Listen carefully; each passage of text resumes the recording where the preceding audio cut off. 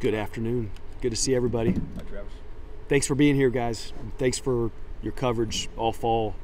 Tell the stories of this team, this program, and this build. It means a lot to us. And just sitting back and listening to Jalen and Sam, it shouldn't be any kind of surprise that this is where KU's at, because those are the kinds of young men, or not as young men, that we have in this program. And they're two of what would be dozens and dozens of examples of why we've been able to take this jump and take this step forward. And I don't want to lose sight of that at all, that it's about the guys that have sacrificed and these different storylines of what they've been through, and lack of continuity and maybe lack of identity and all those things. But from the time Lance and the staff got here and bought in, and it wasn't an easy one to buy into. You all have seen that and felt that and been at practices and seen the journey that this program's been on under this staff.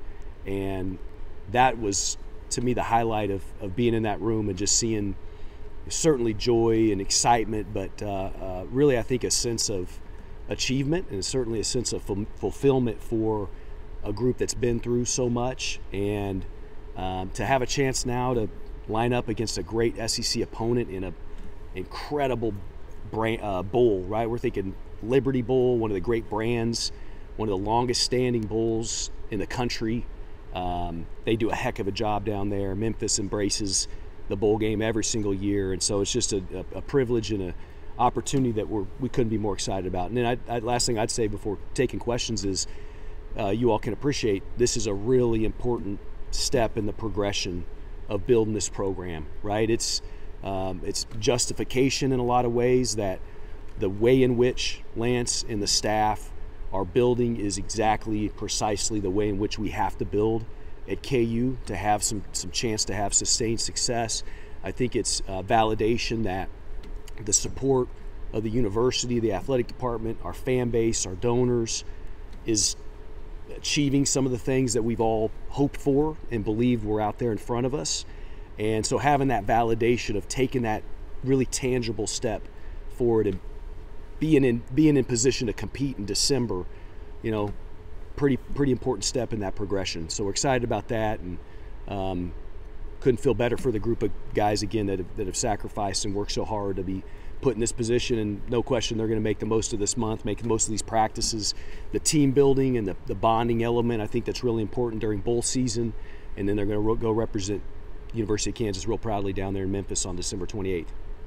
You mentioned no surprise when you know these guys, but step back and look at year two of a new coach at a program like this. What goes through your mind when you think that's where you are now? Yeah, I mean, look, a degree of surreal, right? I mean, there's a degree of going, we all have to have an optimistic lens, I think, and certainly when you're working in this space, you've got to seek optimism, you've got to project optimism, and think about and talk about where things can go and where they can evolve to. But I'd be lying, just like I think anybody would, if we were penciling in playing in December in year 1 or 1.5, depending on if you count years. Was it year 0? Was it year half last year? And so I think that's absolutely the case. And one of the things, again, I'm so excited about what it means for the locker room, for recruiting, for staff, for continuity, for the department, for the university. But I'm really excited about a continual reawakening of this fan base and this alumni base. And they've demonstrated that this fall. They've been fantastic, right? Having the sellouts and having a really strong attendance all year long. But that's got to continue to be part of this. We really, absolutely, unequivocally know we can't take those next steps if our fan base and our supporters don't come along with us and maybe even get out in front of us, so to speak. And I think that's a chance for Jayhawks really across the country this month and on December 28th to make a statement across the country, to make a statement to this program, and that's going to position us in the years ahead. So excited to challenge, frankly, our fan base and our supporters to be there in full force in Memphis. We need to paint that city crimson and blue. I mean, we really do, and we need to make sure that our program feels that, the young men in the locker room feel that, and I don't have any question that our fans will step up in a big way to support this team and this program. Did you know the Liberty Bowl was high on Yeah. They were honest, Gary, in August at Dallas Big 12 football. They were talking to us, hey, when you guys hit 6, and it could be this year, right? We all agreed it could be this year. We want Kansas at the Liberty Bowl. They were in Lawrence multiple times this fall. They stood by us over those handful of weeks where we lost a few games, of course, and then of course just over these last couple days, they had opportunities to select other great Big 12 programs, and they took the Jayhawks. So I think it's a really strong statement, their belief in this program. You mentioned reawakening the support outside of what you saw in the stadium. How has that, I guess, manifested itself to you since the season began? Variety of ways, and it's all the ways that really have to happen right now. You think about the facility effort, the fundraising that's going to be such a critical part of it. We won't achieve the ambition or the vision just outside these doors here without incredible philanthropic support. We're feeling that energy. We're excited about where that's tracking. Name, image, and likeness. You think about, right, a contract that helps support this program and retain Lance and the critical pieces and support and assistance with him. But NIL is now really a critical retention thing. We could talk about recruiting, and we know there's an implication in recruiting, but NIL is really important as you think about retaining exceptional young men who honestly have lots of opportunities to go play at other places. So we're feeling that support, seeing that tangibly with NIL. We're certainly seeing it with the fundraising momentum and energy, and we want to see it, need to see it on December 28th in the stands and all over the city of Memphis. And we need to take a big step going into the 23 season with season ticket sales and with attendance throughout the year. And so lots of stuff out in front of us that we've got to achieve on that front. You mentioned the contract with Lance there. How big is that for you to have that done at this point in time, just considering the landscape of college sports? Yeah, it was big throughout the fall, of course. It was important at every moment that we were trying to get to that outcome. And then it gets done, and obviously you're excited, there's a sense of relief in a lot of ways.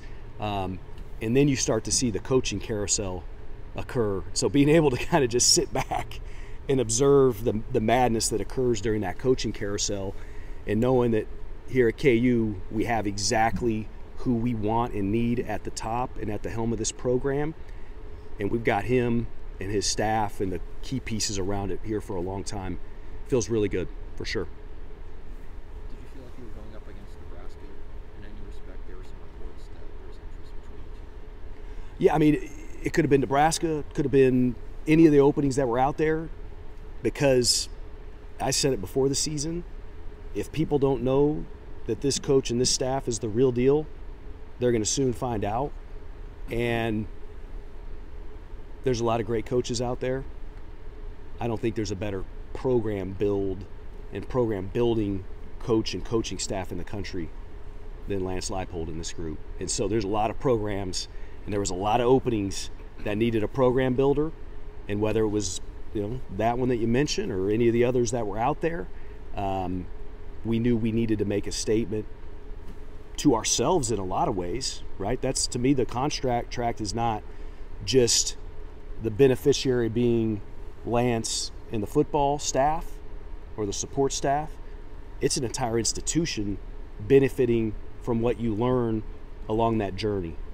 We learn about what it takes to sustain a successful football program, continue to build, of course, and then have a chance to sustain it.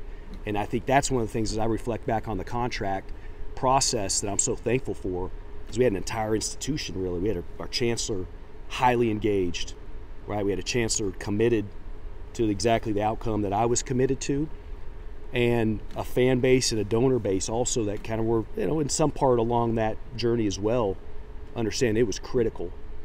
And so I think KU's, broadly speaking, transformed this fall around this football program and this build. How'd you manage that time? You talked about the sense of relief of getting it done.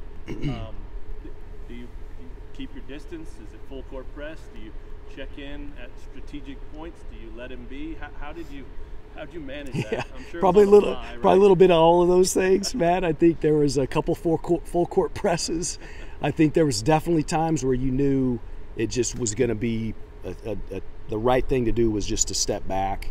You know, what you don't want is distraction in season and from the Herculean task of being a coach in the throes of the year. So we're both very mindful and cognizant of that, and I think did our very best to ensure that there was not any kind of distractions in that sense.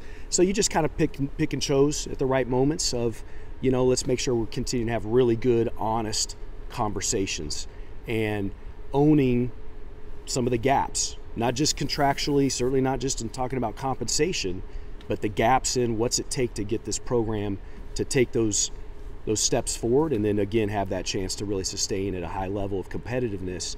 And so, you know, there's no blueprint for that, but I also knew that we weren't going to sit back and kind of hope or wait till the perfect moment to talk about committing to the staff and locking this thing down. We were gonna go at the time that felt right. And speaking of the commitment and locking it down, the part of the contract that says top half of the Big 12 when you have to reevaluate that. Yeah. From the commitment standpoint, what does that say? I mean, how important was that, I guess, for you guys to include that, and what do you think that means? I think it ends up being, when you read it and maybe for the first time process it, you think, wow, that's unique, or maybe that's profound or significant, or whatever the word might be that you use to describe it.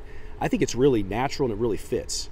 So I guess the example I would use is, you know, we don't aspire to win some games in the Big 12. We don't aspire to be 6-6, right? We aspire to win a Big 12 championship.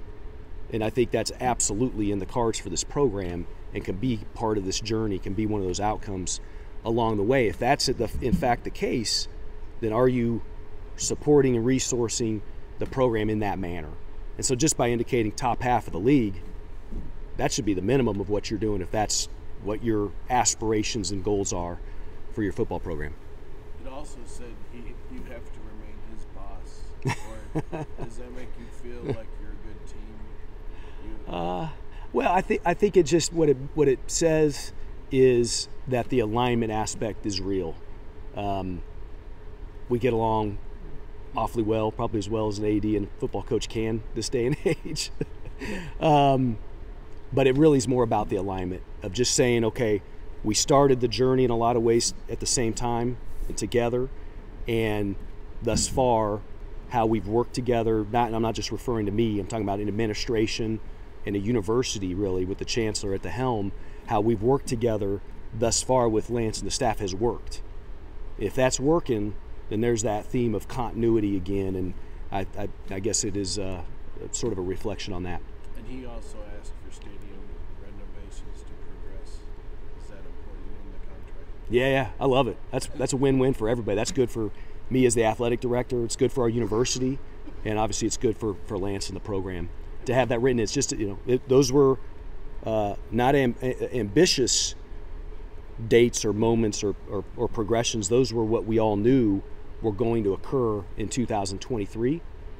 If you know that, you believe it, you've got the right alignment, put it in the contract.